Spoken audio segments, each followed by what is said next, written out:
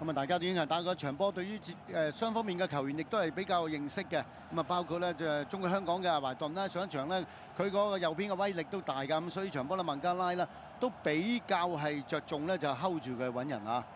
賽前有個咧就比上次對印度嘅時候啦，更加大型嘅 Tifo 啊嚇，港隊勁抽，之後港隊一次嘅機會先啦，顏卓彬一個大嘅送到埋遠處位置，鍾樂安係頭槌 set 到埋中間，但係過唔到對手門將馬馬噃。咁啊呢邊嘅孟加拉亦都有個嘅教球啦，亦都有咁嘅能力揼埋去嘅。當時咧就話祖連奴呢個波咧就翻嚟去頂個波嘅時間咧就頂翻轉頭啊，但係好在龍門嘅謝家榮都能夠可以好定咁接實個波嘅。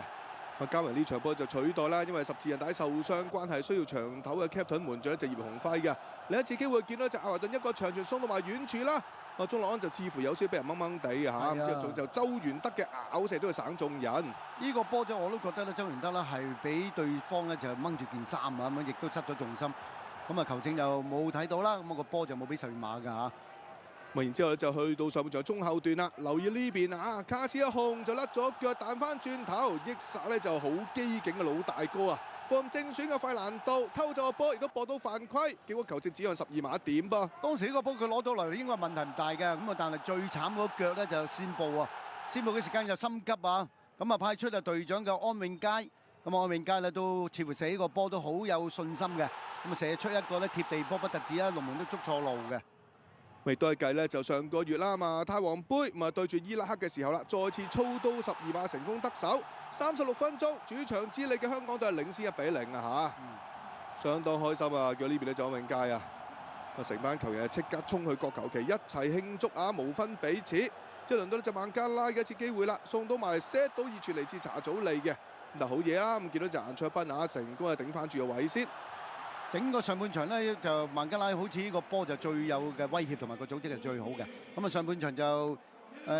中國香港就領先1球嘅。咁啊嚟到下半場咧就孟加拉就開始踢下就有啲改變嘅，因為啲波咧係長傳斜傳嗰啲波咧係事實話打得好過上半場㗎孟加拉。今次呢個場波就嚟自隊長巴文嘅，為俾右閘斜插冚到上嚟嘅烏甸。